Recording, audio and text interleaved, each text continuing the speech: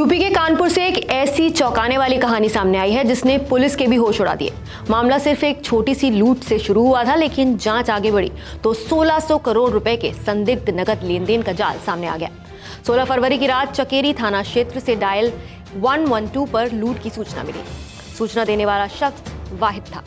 Police जब उसे थाने लेकर गई तो वो अचानक अपने बयान से पलट गया।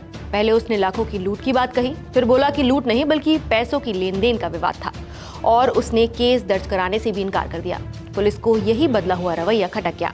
पुलिस आयुक्त रघुवीर लाल ने घटना की जानकारी देते हुए बताया कि मामले की हर एंगल से जांच जारी है। बैंकिंग और आर्थिक लेन देन की गहराई से पड़ताल हो रही है। इस 16 फरवरी को एक लूट की घटना होती है जिसमें वादी द्वारा एक एफआईआर नहीं लिखाया जाता है और वहां से हमारी टीम को डाउट होता है और उनसे जो प्राइमरी जो जानकारी मिलती है उस जानकारी के आधार पर ये पता लगा था कि इसमें 8 लाख रुपए की लूट हुई है। लेकिन वादी कतई नहीं लिखा रहा था। वादी ने कहा था कि ये हमारा झगड़ा का मामला है। हमारी टीम इसके पीछे जो है जानकारी करने के लिए बैंक गई और बैंक से विड्रॉल का पैटर्न देखा है कि बैंक से कितना पैसा निकला है।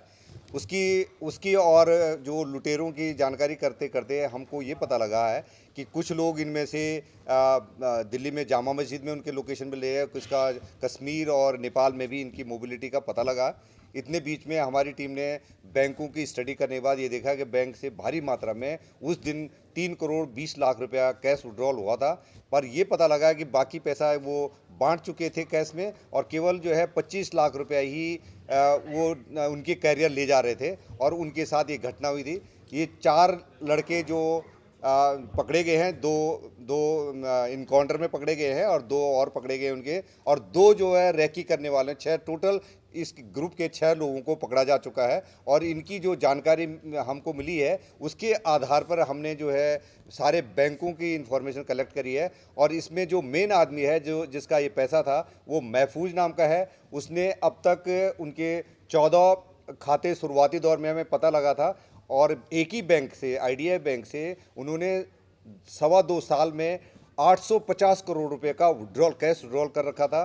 बाद में हमने और बैंकों से जानकारी करी तो उनके 12 बैंकों से 68 खातों से करीब 1600 करोड़ रुपए का कैश विड्रॉल हुआ है। सीसीटीवी और सर्वेलेंस के आधार पर गुप्त जांच शुरू हुई तो बड़ा खुलासा हुआ। उसी दिन एक ही बैंक से 16 खातों के जरिए 3 करोड़ रुपए से ज्यादा की नकद निकाले गए। ये सभी खाते एक ही व्यक्ति के परिजनों से जुड़े थे। जब पुलिस ने और गहराई से जांच की तो पता चला कि पिछले 2.5 साल में 12 अलग अलग बैंकों के 68 खातों से करीब 1600 करोड़ रुपए नकद निकाले गए। सिर्फ एक बैंक शाखा से ही सैकड़ों करोड़ की निकासी हुई। सभी खातों की केवाईसी एक ही पते पर कराई गई थी, जिससे शक और गहरा हो गया। जांच में सामने आया कि ये पैसा अलग अलग लोगों तक पहुंचाया जाता था। जिस दिन लूट हुई उसी दिन करीब 3 करोड़ रुपए निकाले गए थे। रकम का बड़ा हिस्सा बांट दिया गया और आखिरी 25 लाख रुपए बाइक से ले जाए जा रहे थे, जिन्हें रास्ते में लूट लिया गया।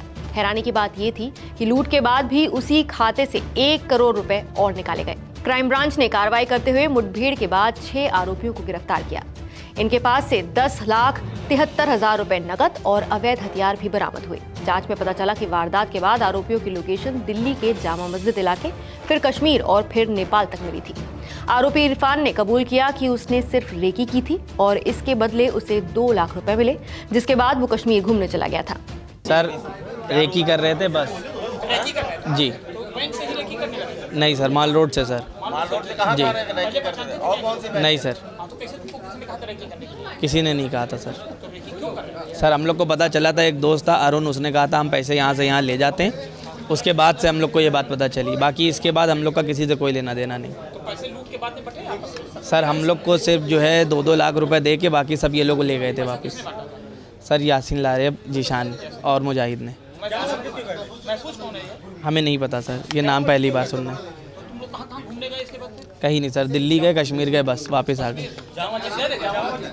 सर वहीं पर रुके हुए थे होटल लेके, बस कश्मीर घूमने गए थे सर। पुलिस के मुताबिक इस पूरे खेल का एक अहम किरदार महफूज नाम का व्यक्ति है जो फिलहाल फरार है। उसके और उसके परिजनों के नाम पर दर्जनों खाते मिले हैं। जांच में कुछ शेल कंपनियों का भी पता चला है। अब मामला सिर्फ एक लूट तक सीमित नहीं रहा है। पुलिस ने आयकर विभाग, प्रवर्तन निदेशालय यानी ईडी और आरबीआई समेत कई एजेंसियों से संपर्क किया है। ये जांच की जा रही है कि इतनी भारी नकद कैसे विड्रॉ की गई और इसका इस्तेमाल कहां किया गया और इसका मकसद आखिर क्या था। साथ ही ये भी देखा जा रहा है कि कहीं इसमें बैंक कर्मचारियों की मिलीभगत तो नहीं थी। हालांकि अब तक जांच में किसी आतंकी कनेक्शन की पुष्टि नहीं हुई है, लेकिन 1600 करोड़ रुपए के संदिग्ध नेटवर्क ने कानपुर पुलिस से लेकर पूरे महकमे को हैरान कर दिया है। मामला अब हाई प्रोफाइल आर्थिक जांच में बदल चुका है।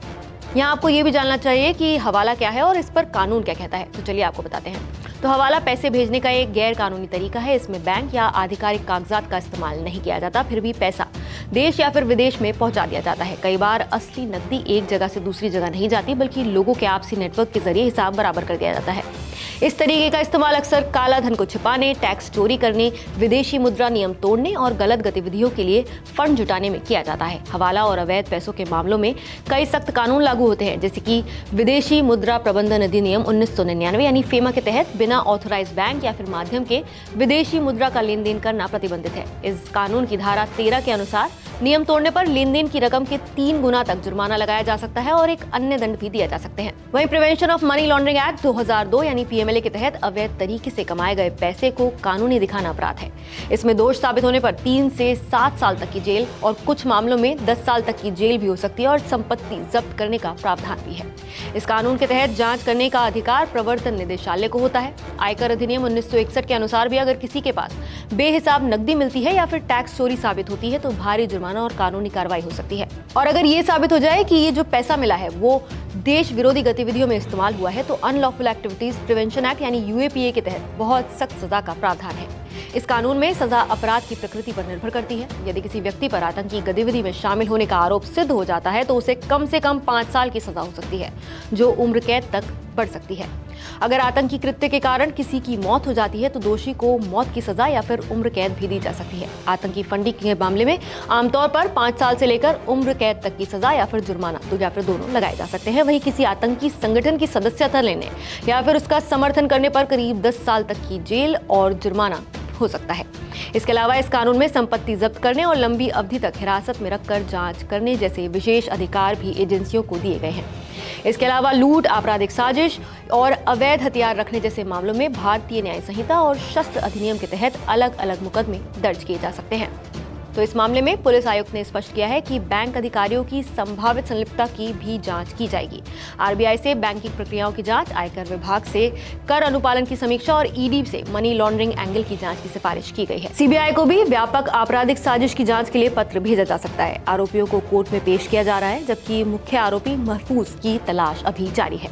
ये मामला न केवल कानपुर बल्कि पूरे प्रदेश में बैंकिंग निगरानी, केवाईसी अनुपालन और वित्तीय अपराध नियंत्रण तंत्र पर गंभीर सवाल खड़े करता है। फिलहाल आप इस पूरे घटनाक्रम पर क्या कहेंगे, हमें कमेंट करके अपनी राय जरूर बताइए। नमस्कार, मैं हूं मानक गुप्ता। अगर आपको हमारा ये वीडियो पसंद आया हो तो इसे लाइक और शेयर जरूर करें और हाँ, हमें सब्सक्राइब और फॉलो करना ना भूलें ताकि आप देश और दुनिया की कोई खबर मिस ना करें। तो जुड़े रहिए हमारे साथ और देखते रहिए News 24।